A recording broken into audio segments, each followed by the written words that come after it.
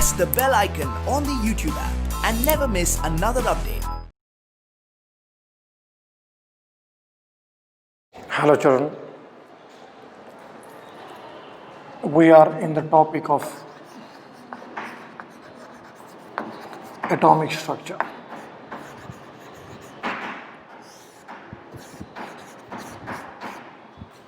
Part 3. So we learnt about quantum numbers so far, what quantum numbers give us and what's the information provided to us by quantum numbers. Now to get out the full-fledged concepts with respect to the filling of different orbitals, we need to keep in mind certain rules. So today we are discussing the concepts of rules for filling orbitals or rules for filling different shells. Now we have been given electrons and we want to arrange electrons in different shells. We know electronic configuration with respect to atoms according to quantum numbers. If we have been given shells and we have been given electrons, how do we arrange electrons in various shells? For that purpose we have certain rules. The first method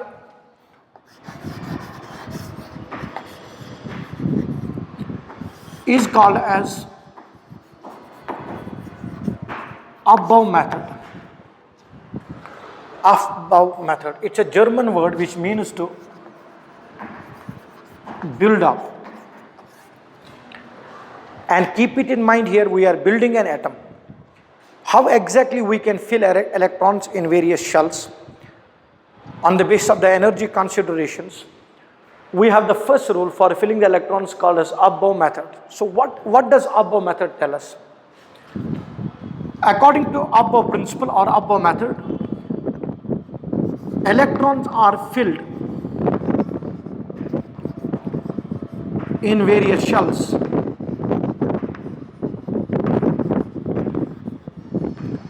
Electrons are filled in various shells on the basis of their increasing energies. That is logical to comprehend as well, because we have yesterday learnt about energy and stability are inversely proportional.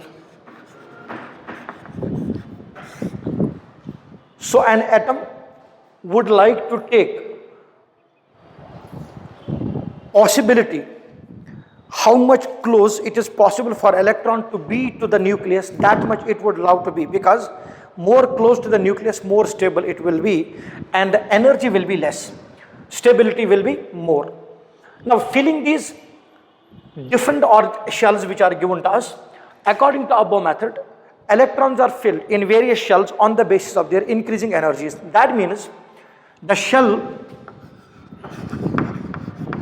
with low energy technically means more stability will be filled first.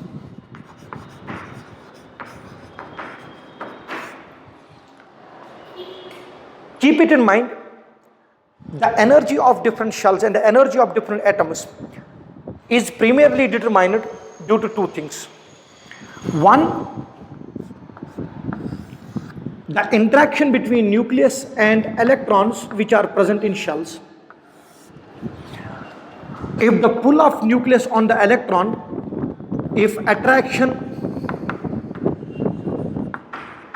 is more, then stability of atom is higher. That means the reactivity will be less, or in other words, energy will also be less, because we have learned yesterday energy and reactivity are directly proportional. If energy is more, reactivity is more. So if an atom and electron, which technically will talk about the reactivity of atom, if an electron is found close to the nucleus, then the pull of nucleus on that electron will be more. Due to that, the losing tendency of electron is less. When electron is not lost easily, reactivity will be less. So electron has more stability in that particular shell. This is one consideration. So general idea is that when the electron is close to the nucleus, it will be more stable. So that's what I said, that electron would love to take the minimum distance from the nucleus to be more stable. That's what above method also tells you. Electrons are filled in the shells on the basis of their increasing energies. That means out of the given two shells, the shell with less energy will be filled first. It's a simple statement, because electrons would love to be in the space wherein they are exercising more stability. So more stability means reactivity will be less, energy will be less, and it will be very difficult for us to make an atom to undergo reaction, because we have to give lots of energy for that to happen. Clear? Very good. Now this is one way how the energy of atom is decided. So I am discussing two things: rules for filling orbitals as well as energy of different orbitals concept. Now children, in a uni-electron system like hydrogen, if you take a uni-electron system like hydrogen,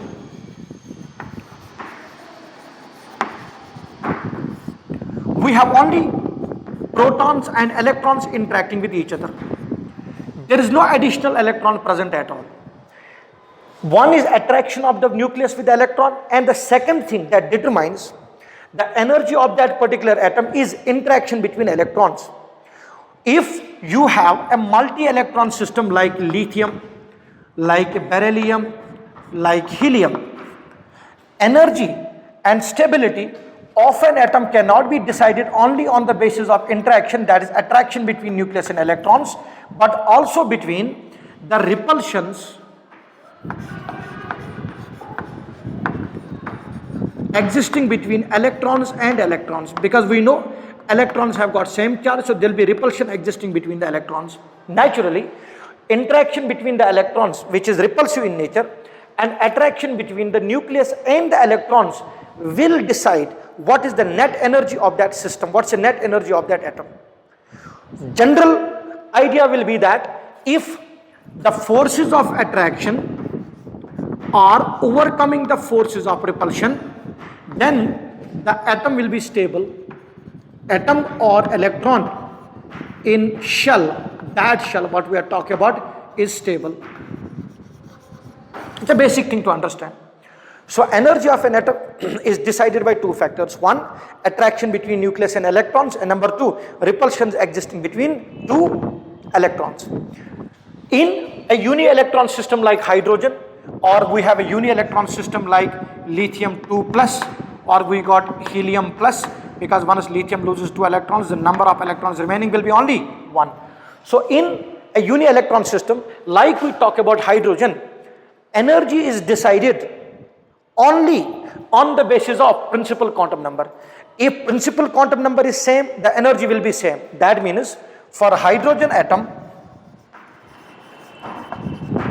energy I am talking about, energy of 1s is less than energy of 2s, which is equal to energy of 2p, which will be less than energy of 3s, which is equal to 3p, which is equal to 3d, but only for those atoms which include what? Uni-electron systems, because one repulsive factor existing between the electrons is not existing there at all. So we can decide energy only on the basis of principal quantum number, and naturally we know the distance of n value equal to 1 is less than the distance of n value equal to 2. So we have the first shell close to nucleus compared to second shell. So N2 will be more reactive compared to N1. Thus energy of N2 is more than that of N1. This is the parameter that I have written here.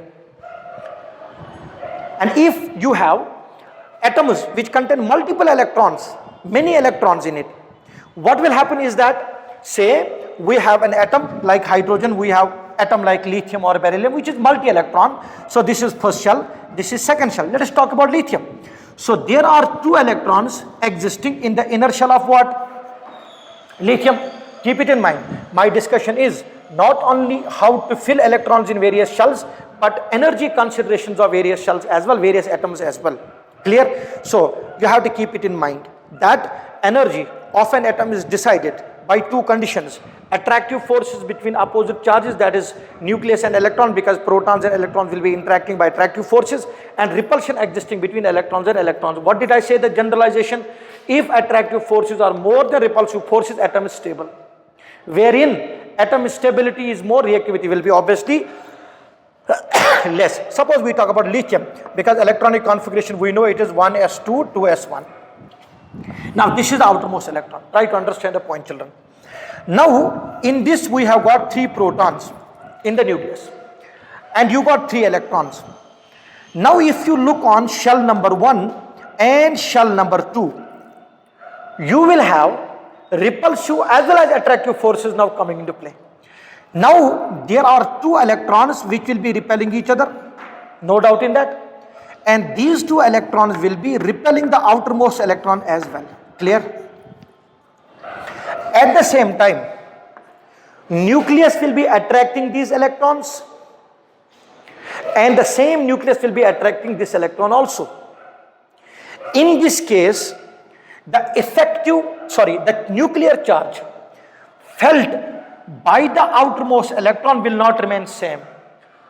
Do you think that the electrons which are just exposed directly to the nucleus and the electrons which are shielded by the inner electrons, outermost electron is being shielded by this principal quantum number 1, which contains how many electrons? 2 electrons, or whatever the number of electrons. So these electrons are shielding electron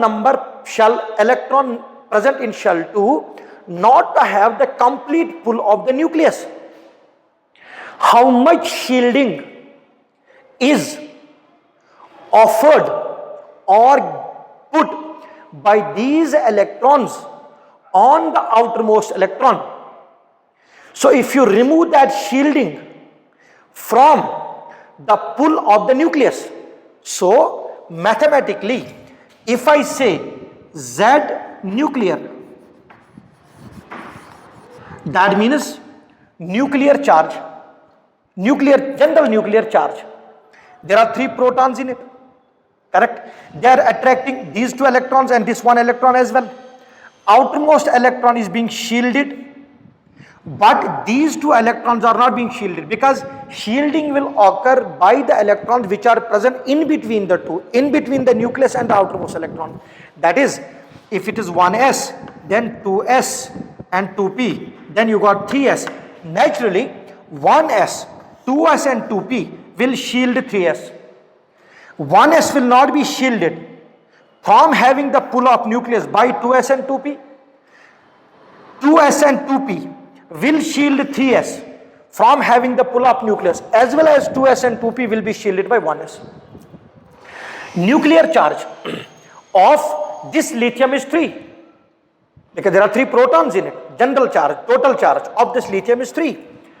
But due to these 2 electrons which are offering shielding to the outermost electron, so from that, if you remove shielding,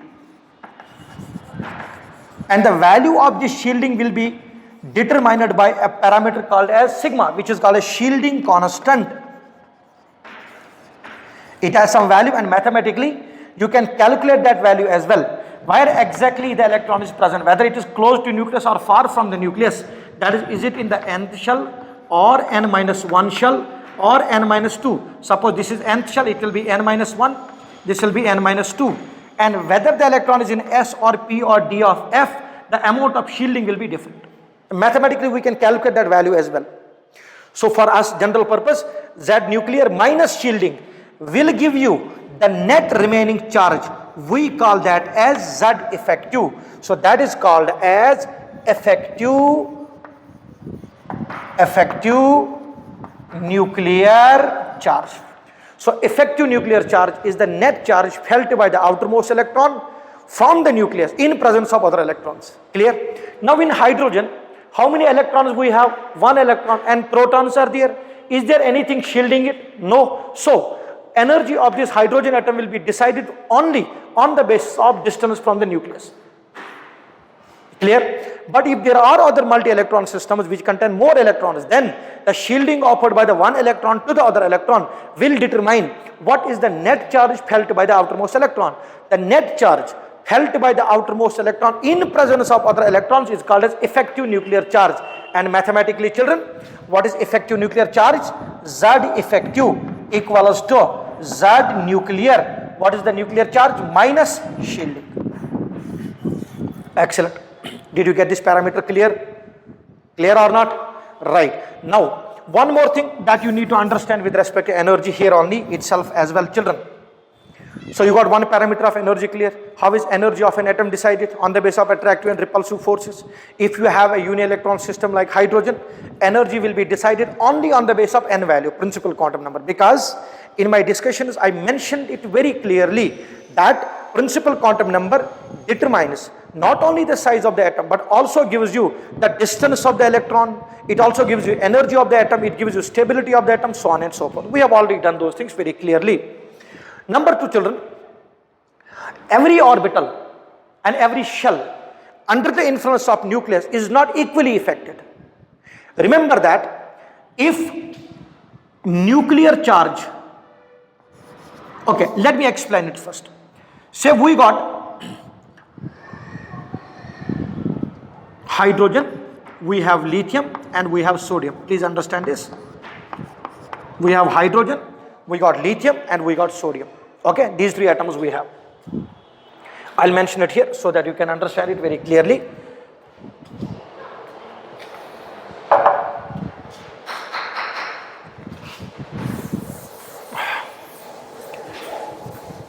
So, our discussion is energies of shells and how to fill those.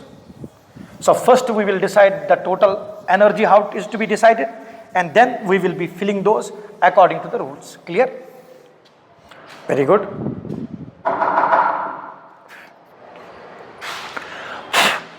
Okay, sir. So, if we look on hydrogen, we look on lithium, and we look on sodium. We know Z nuclear for hydrogen equals to 1. Z nuclear, when I say Z nuclear, I mean to say the effective number of protons, the number of protons present in the atoms. Z nuclear is 3, and for sodium we know Z nuclear is 11 because there are 11 protons. Very good. If I am talking about 1s electrons of hydrogen, I am talking about 1s electrons of lithium, and I am talking about 1s electrons of sodium. Remember that energy of 1s electrons of which one? Hydrogen. Hydrogen's energy of 1s electrons of hydrogen will be less than or more than. It will be more than the energy of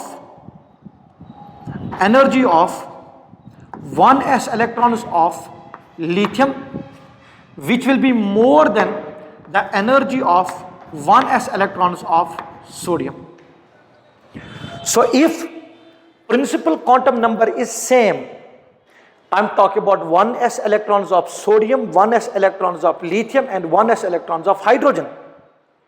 Then if Z nuclear is more, principal quantum number is same, energy of the shell with more nuclear charge is less. Get it clear? Principal quantum number is same and Z nuclear is more. So I'll mention it out here. If principal quantum number I'm talking about is same, then energy of the shell with more Z nuclear is less. So we know Z nuclear of sodium is what? 11. So we say Z nuclear of sodium is more than Z nuclear of lithium, which is more than Z nuclear of hydrogen. Because what is Z nuclear of sodium? It is 11. For Z nuclear of lithium, it is 3. Z nuclear of hydrogen, it is 1. Z nuclear means the number of protons present in the nucleus, children. Simple. Effective nuclear charge means the net amount of charge felt by the outermost electron in presence of other electrons. So when shielding will be there, Z nuclear will convert to effective nuclear charge. So you are removing shielding from nuclear charge. Mathematically, it will be effective nuclear charge. Okay, now Z nuclear of sodium is more. That means the electron present in first shell of sodium will be under more pull of nucleus compared to that of lithium, compared to that of hydrogen. So children, energy of 1s electron in hydrogen is more than that of lithium, more than that of sodium. Principal quantum number is same. However, other things are also true. What's it? Hydrogen, lithium and sodium. Tell me children, hydrogen 1s1, lithium 2s1, sodium 3s1, electronic configuration. So when you are moving from top to bottom, n value is increasing, distance of the electron from the nucleus is increasing. So what's happening?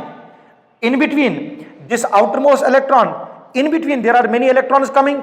So there is no shielding, there is shielding and there is shielding. Naturally, the pull on the outermost electron is less.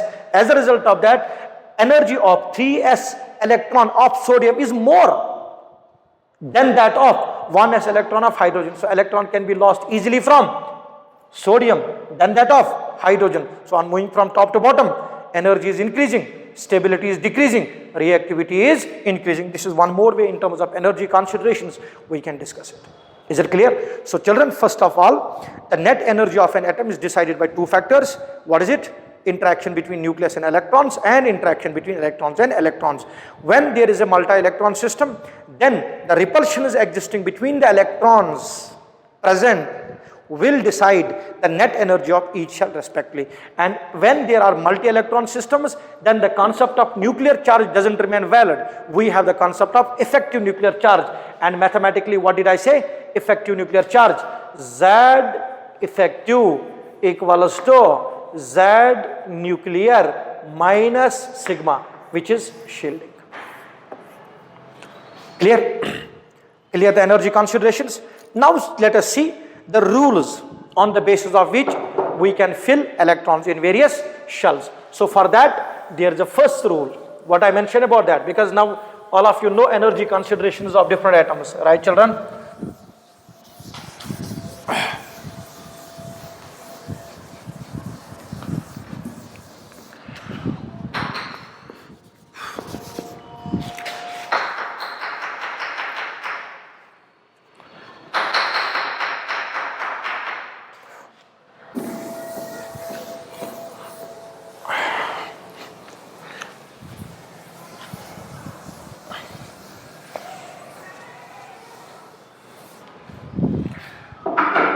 So what was the principle I discussed?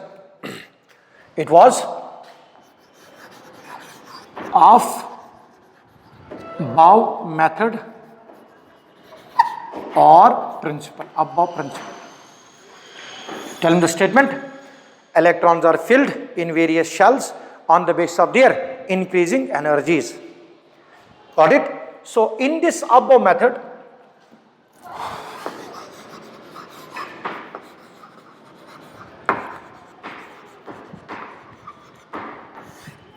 we will fill the shell with minimum energy. And how do you decide the energy of a particular shell? Let's have a look. There are two sub-rules associated with Aufbau method. So general consideration of Aufbau method is electrons are filled in various shells on the basis of their increasing energies. We will fill the shells first which have got less energy, because if a shell has less energy, that is its stability will be more. In quantum numbers, what did I tell you? There are two quantum numbers that determine the energy of an atom. Principal quantum number and azimuthal quantum number. Magnetic quantum number is with respect to the orientations of the subshells, which we later called as orbitals. Technically, magnetic quantum number is giving the orientations of the orbitals, like along x-axis, y, z, or in between the planes. and spin quantum number gives you the respective spins of the two electrons. So energy is decided by, energy of an atom shells is decided by N and L value. Got it? So in above method there are two sub rules. Electrons, first one is electrons will be filled in the shells with minimum N. So if two shells are given to you, then electron will be first filled in the shell with minimum N. That is, if you have 1 and 2s given to you. So for this, what is N value? 1. And for this, what is N value? 2. Naturally, which of the two will be close to nucleus? N value equals to 1, here N value equals to 2. When I say N value equal to 2, I am talking about which shell? L. This is K. Now out of the two, which one will be found closer to the nucleus? N value equals to 1. So energy of this shell will be less compared to 2s. So where will you fill electron first? 1s compared to 2s. So electrons are filled in the shells with minimum N. Out of the two given shells, you will fill the electron in the shell which has got minimum N in it. So in 1s and 2s, you will fill electron first in 1s. Now, look on hydrogen. What is the atomic number of hydrogen? 1. How many electrons are there? 1. So how will you write the electronic configuration of this? It will be 1s1. Tell me, s orbital can accommodate total 2 electrons, right? So what about helium? How many electrons helium has? It is 2. Tell me, will second electron go to 2s or it will still remain in 1s only? 1s, because this can accommodate how many electrons? 2. So electronic configuration of helium will be 1s2. Now s is completed and principal quantum number 1 is over for us. We will now move to the second period of the periodic table, in which we have the elements like lithium. Now, in lithium, what is the electronic configuration? Means what are the shells available? So you got atomic number 3. So first of all, it will be 1s2. There is no doubt in this. So it's already filled 1s2 like we have filled hydrogen, helium. So for lithium, you can write electronic configuration like this also, children. Lithium equals to what? Helium. And then you can write 2s1 because helium represents what? 1s2. You can see that here. Why, am I clear? Have a look on these things carefully. So lithium 3, it is 1s2. Now how many electrons are available to us? 2. Now principal quantum number 2 has started. Now N value equals to 2. What are the values of L? 0 and 1. That means with principal quantum number 2, you got two subshells, 2s and 2p. Now it's important. So I will write 2s and 2p. Both are available to you. So here according to N rule, if I use N rule, so what is the first rule I have used here? N rule. This is the first sub rule, N rule. Now looking on 2s and 2p, what is N value here? 2. What is N value here also? 2. So we got a problem. N rule cannot be used here because children, for both of these subshells, principal quantum number is same. And what is that principal quantum number? That is 2. What did I say? Energy can be decided in multi-electron systems by values of N and L. But in hydrogen, it is decided only on the basis of N value because N and L will come into play only for the energy considerations when there are repulsions existing between the electrons. So in hydrogen, there is no such electron at all existing. Correct or not? So but you might ask, sir, in hydrogen and helium also the same thing. No, in helium you are deciding it on the basis of N rule because N rule is working. If N rule doesn't help, then there is a second sub rule which is called as N plus L rule. Now you need to take into consideration the values of N as well as L. So let's have a look on 2s and 2p. Okay children, 2s and 2p. I'll write N value here, 2. What's N value here? 2. Very good. Tell me what is L value here? For S, what is L value? 0. Already we have learned it, children. Because when N value is 2, what is L? 0, 1. This is S, this is P. So for S, what is L value? 0. For P, what is L value? 1. So N equals to 2, L equals to 0. For which one? 2s. What about 2P? N is 2. For P, what is L value? 1, L equals to 1. Now, second rule is N plus L. Now, sum the two. What is the energy consideration here? 2 plus 0, 2. And here it is 2 plus 1, 3. So, which of the two has minimum N plus L? 2s. So, electron will first go in 2s. Then it will be followed by 2p. So, we'll have electrons in 2s. So, for lithium it will be 1s2, 2s1. Clear? What about beryllium? Atomic number is 4. So, how will you write electronic configuration? Very simple.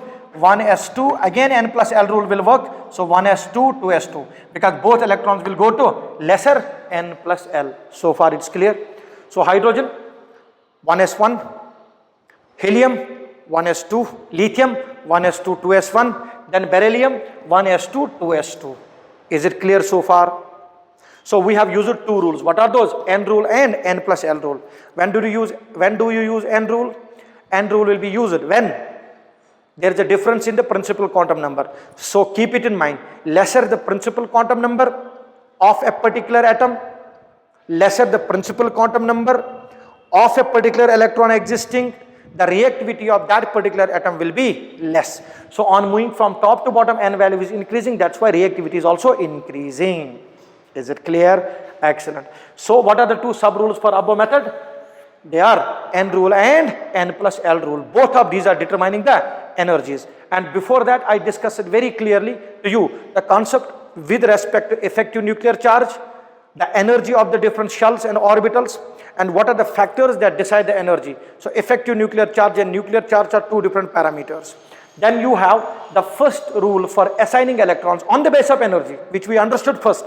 We understood energy consideration first, and then we went into the second part of that how to arrange the electrons now in terms of their energy. Because from our past 2-3 classes, we have understood very clearly that more stability means electron would love to go to that space first. Is it clear? Very good. So far, above method, electrons are filled in various shells on the basis of their increasing energies. In that, we have talked about two clear-cut statements. Yes, what were they? N rule and N plus L rule. So when N value is different, you can easily use N rule. However, when N of the two subshells is same, then the N plus L rule will come into play.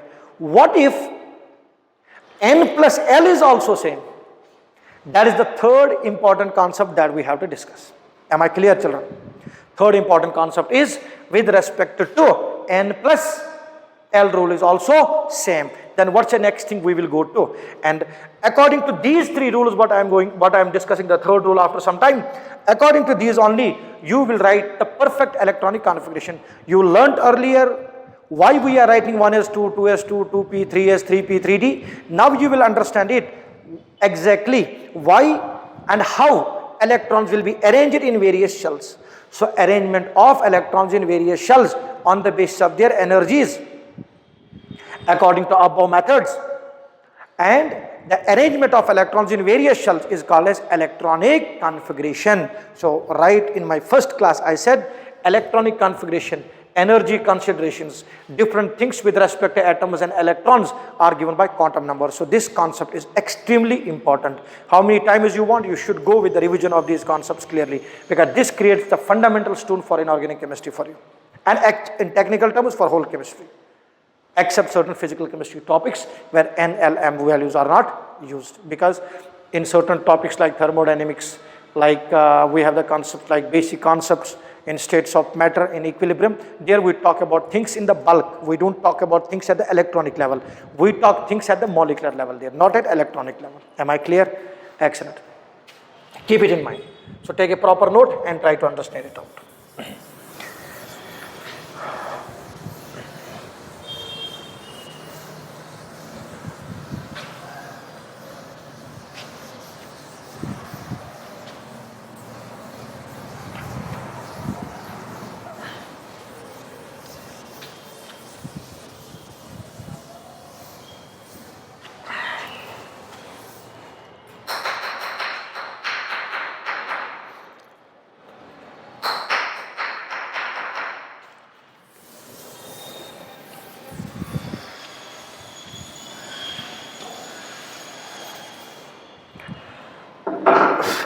Make sure children to take down the notes with respect to the subtopics I am discussing. Atomic structure is the name of the chapter, and within that what are the subtopics we are discussing, keep it in mind. So our subtopic presently is quantum numbers, and our second subtopic that I have started was energies of different orbitals, and third, filling of orbitals, how to fill orbitals accordingly. Clear? Very good. So we learnt two rules here, N rule, then the second one was N plus L rule. So when N rule doesn't help, N plus L will help. What if N plus L is also not helping you? Let us talk about this, what exactly I mean to say. So what I wrote so far, children, was hydrogen, then it was helium, then it was lithium, then it was beryllium. Correct or not? Right. So what did I wrote? Electronic configuration 1s1, then here 1s2, then 1s2, 2s1, then 1s2, 2s2. Clear? Now, next atom we have is boron. Atomic number is 5. So we have already filled 1s2, 2s2. Now we have to fill 2p. Now I will write the elaborated form. P has how many orbitals? 3. I'll write that 2px, 2py and 2pz. It is quite easy for us to understand that orbitals with same energy are called as degenerate orbitals. What are they called as? Degenerate. Energy is same. We call those as degenerate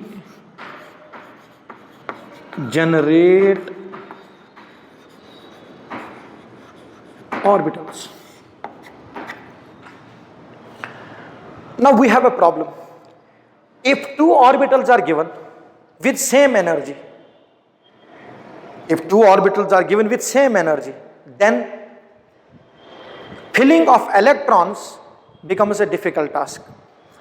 Because so far I said when there is energy difference, you can fill easily one over the other using N rule and using N plus L rule.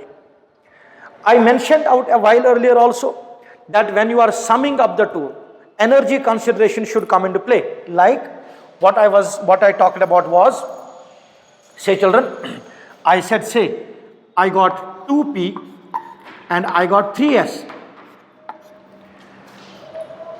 If I use N rule,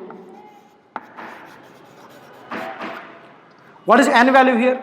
2 and N value here 3. Then obviously electron is to be filled in 2p. So electron will go in 2p first, not in 3s. That's a basic consideration. If I am using N plus L for this 2p and 3s, what is N here? 2. What is L here? 1, because we know for p L value is 1. Rewind the concepts clearly. What is N value here? 3. For S, what is L value? 0. So total value is 3 and total value here also is 3. Because N plus L for both is same, are they degenerate? No, definitely not. Although dear N plus L values are same, but N value is different.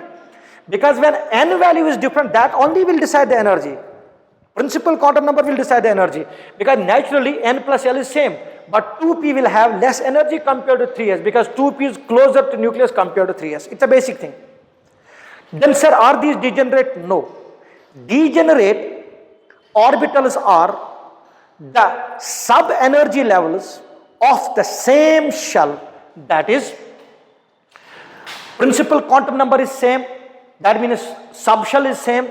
Within that subshell, when N value and L value are taken into consideration, N is same, L is same as well. Because we know for 2p, what is N value? 2. What is L value on the whole for this? 1. So N is same, L is same. We call these as degenerate. Like dxy, dxz, dyz, then dx square, y square and dz square. The orbitals which I discussed a while earlier. All these 5 orbitals are degenerate. That means their energy is same. Now very simple thing. If you look on boron, atomic number is 5. I am giving electrons to, first electron I will give to 2px. I have given 1 electron. So atomic number 5 is over. Till 5 I don't have any problem. But when it comes to carbon, atomic number is 6. I will write down 1s2, 2s2, 2px2, 2py0, 2pz0. This is one way of writing electronic configuration. Other way I can write is for the same carbon 1s2, 2s2, 2px1, 2py1 and 2pz0. Now these are the two possible electronic configurations of carbon that I have written. Because each orbital can accommodate 2 electrons, I have given both electrons to one orbital.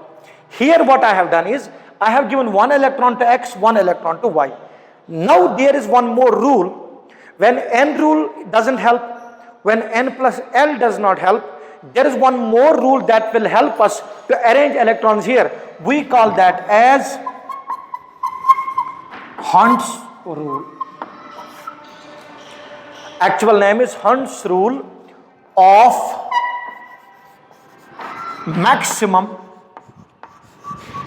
multiplicity.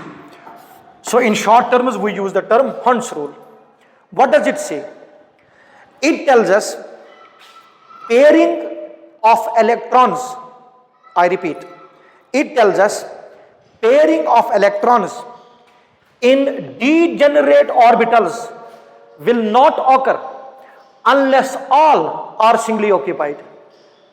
It doesn't tell you non-degenerate. It is not, Hund's rule cannot help you between 2s and 2p, because between 2s and 2p, above method is helping you. You are getting the point. Between 2s and 2p, it is above method that helps. Between 1s and 2s, it is above method which is helping. Because children, between 1s and 2s, n rule will help. Between 2s and 2p, n plus l rule is helping. But between 2px, 2py and 2pz, it's the Hund's rule that's helping. Diagrammatically, if you want to see it here, children, have a look. Between 1s and 2s, it is n rule. Between 2s and 2p, it is n plus l rule. Between 2px, 2py and 2pz, it is which rule? Hund's rule. So n fails, n plus l works. N plus l fails, Hund's works. What about when Hund's will fail? Hund's cannot be used. You can again go to which rule? N rule. So this is the cycle how it runs. N plus l Hund's. N plus l Hund's. This is how the cycle works. Am I clear? Good. Keep it in mind. We are discussing the application. Otherwise, that much of these many things, discussions are not needed. So this is an integrated class going on. So with respect to the applications also, we are running on into the class. Clear, children? Very good. So 1s2, 2s2, 2px, 2py, 2pz. Now it's obvious, children. When you are giving 2 electrons to x, energy of 2px, 2py and 2pz is same. If their energy is same, that means their stability will also be same. One is their stability is same. How can you give 1 electron to 1, or how can you give both electrons to 1 and leave other 2 as such? So what we have to do is, we have to fill these electrons one by one till we will have 1, 1, 1, that is 3 electrons in 3 different p orbitals, that is px1, py1. So carbon's actual electronic configuration will be 1s2, 2s2, 2px1, 2py1. What should call as? According to which rule? Hund's rule. What is the state? Pairing in degenerate orbitals does not occur unless all the degenerate orbitals are singly occupied. Clear? Let us look on the nitrogen now. Atomic number is 7. Electronic configuration will be 1s2, 2s2, 2px1, 2py1 and 2pz1. Now you have given 3 electrons to each. Okay, sir. What if we have now oxygen atomic number is 8? Very simple now. So it is 1s2, 2s2, 2px. Now there are 8 electrons to be filled. So it will be 2px2. Now there is 2py1 and 2pz1. Next will be which atom? Fluorine, atomic number 9. 1s2, 2s2, 2px2, 2py2, 2pz1. And next one will be which one? Neon. We know 1s2, 2s2, 2p, x2, 2p, y2 and 2p, z2. This is how the electronic configuration will be filled. So pairing will not take place unless all are singly occupied. And what is the fundamental base of this Horn's rule? Why cannot we pair up the electrons in one and keep others as such? Now let me discuss the reason for that as well. There are many reasons with respect to this, but two are very important reasons with respect to this, children. What is this rule called as? Horn's rule of maximum multiplicity, or simple term is Horn's rule. What's it? Number one, symmetric filling. And one more concept is exchange energies. Symmetric filling. It is like this, children. Say you keep many things in a heap without any order. Same number of things are there, but you are keeping that in order. Which of the two will take more space? And which of the two will be more haphazard? Which of the two will make you more uncomfortable? Same number, suppose cloths are there. You want to pack those cloths in some suitcase. Now you are filling it in haphazard manner. Same number of cloths you are filling, but in orderly manner. When can you fill more cloths? Obviously, when it's kept in an order. And it will give you a sense of good feel when you have filled those in symmetric arrangement. It's a basic sense I have used it. I have not used any chemical basis of it here. I just used it a general idea for explaining that when you are filling electrons symmetrically, repulsion is existing within the orbital will be reduced. If you fill 2 electrons in x2, then repulsions in px2 will be more. That will be unstabilizing for the atom. So what it does, to reduce the repulsions, one of the electron will go to px, one of the electron will go to py. There will be some space left between the two. Although repulsions are existing, but less compared to when both electrons will go in the same orbital. So same orbital, when electrons will be going, repulsion will be more, stability will be less. So what's it? It would allow to keep itself unpaired so that symmetrically all the given orbitals will be filled one on one. This is one fundamental basic. I have not discussed it in full details. As we move forward, we'll keep discussing symmetric filling of orbitals. How does it provide more and more stability? And the next one is exchange energy. This is important. Listen, children, any act or any action which is available to the electrons, in which they will be able to reduce some of their energies, it will be more stabilizing. Now, what exactly exchange energy means? Say, children, exchange energy means the amount of energy loss that occurs when electrons exchange their positions within the degenerate orbitals. So these are 3 degenerate orbitals. So easily they can displace their positions from one orbital to other. It cannot occur between 2s and 2p. When electron is moving from 2s to 2p, we call that as excitation. If electron is in 2s and you are giving it energy, electron moves away from 2s into 2p. If it was in 2s, it is called as ground state. That means the most stable state of that electron. What is meant by state here? State means the shell in which electron is present. Now, if it is shifted to 2p, obviously from 2s to 2p, if you want to shift it, you have to send it from stable area to an unstable area.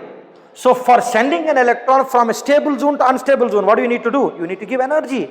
So when you give energy to the electron, it will be present in the electron in the form of its potential energy. So what will happen by that? Stability will be reduced. So when you are sending an electron, exciting an electron from 2s to 2p, electron in 2p now is in excited state. That is excitation. It can occur between two differently energy orbitals. Shells, subshells, clear, excitation. Now, what is meant by exchange? exchange is possible within the degenerate orbitals only. Correct? Now, if I write 2 electrons to 2px, like for carbon, 2px, rest is okay, 2px to y0, z0. And if I write, these are 3 orbitals, okay, 2px, 2py and 2pz. So I will write how many electrons here? 1 here and 1 here. Fine. So what can these electrons do? They can exchange their position. So how many exchanges are possible? 1. So there is 1 exchange. It will come here, it will go here. 1 exchange is possible. But in this case, any exchange is possible? No. When the electrons will exchange their position, they will lose energy. And by losing that energy, it will provide it more stability. So that's our exchange energy. Amount of energy lost when electrons are exchanged between the degenerate orbitals. So children, in case of nitrogen, what's the electronic configuration of 1s2, 2s2, 2px1, y1, z1. 2 electrons cannot exchange position with 1, but 1 can do with 1. Let us have a look on nitrogen now. Nitrogen's electronic configuration actual will be, if I say 2 here, 1 here, 0 here, that is 2px2, 2py1, 2pz0. It is not allowed, but according to Hund's rule for nitrogen, it's for nitrogen. Internal I am not writing. 1s2, 2s2 is already here. Oh, got it. Should be fast in analysis, children. There are many things that needs not to be told on the board because it's quite understood to us. Okay, nitrogen. You got 1 here, you got 1 here, you got 1 here. It is better to show spins in the same side. Anyway, we are going to discuss this concept. So how many exchanges are possible? Look here. It can exchange position with it. It can exchange position with it. 2. Then it can exchange position with this one. So total how many exchanges? 3 exchanges. How many exchanges here? No exchange. So this is more stable electronic configuration of nitrogen. According to which rule? Hund's rule. So what does Hund's rule say? Pairing will not take place unless all the available orbitals are singly occupied. Why? Because there are many reasons for it. 2 of the important reasons are symmetric filling leads to more stability, and number 2, exchange energies. And basic reason is also understood, children, that because these 2px, 2py, 2pz are of same energy, there is no question then you can give 2 to 1 and leave others as such. When you give 1 electron to x, next should enter into y and next into z, because it will minimize the inter-electronic repulsions of different electrons within the same orbital. And if they are in 2 different orbitals, the repulsions will be minimized. And when repulsions are less, stability is more, because less repulsions means low potential energy and more stability. Correct? So this is one more arrangement of the electrons that we have done here. And one more rule we have, children, for this is called as Pauli's principle. But that Pauli's principle, we call that as Pauli's exclusion principle. But this Pauli's exclusion principle can only be discussed after we have learned how to apply quantum numbers. And the statement of Pauli's exclusion principle is, no 2 electrons in an atom can have set of all 4 quantum numbers same. Now once we understand how to apply quantum numbers to different atoms, only then we will be able to comprehend why we cannot have same set of quantum numbers for 2 electrons in an atom. And that is logical only. What did I say quantum numbers are? Identification numbers. So if identification numbers of 2 electrons are same, how will you identify the 2? Naturally not possible. That's what the rule says, Pauli's exclusion principle. So no 2 electrons in an atom can have all the set of 4 quantum numbers same. What it means? It means if 3 quantum number, that's n, l and m, principal quantum number, azimuthal quantum number and magnetic quantum number, if the 3 are same, 4th has to be different. Is it clear? This Pauli's exclusion principle we will discuss once we do the concept of applications of quantum numbers. Our next class will be applications of these quantum numbers with respect to competitive exams, because already the integrated part of quantum numbers has been profusely and extensively done. Now I'll teach how to apply these concepts in order to solve questions. So in our next class we'll be solving MCQs with respect to these and energy considerations from your textbooks as well. Am I clear, children? Clear? Thank you.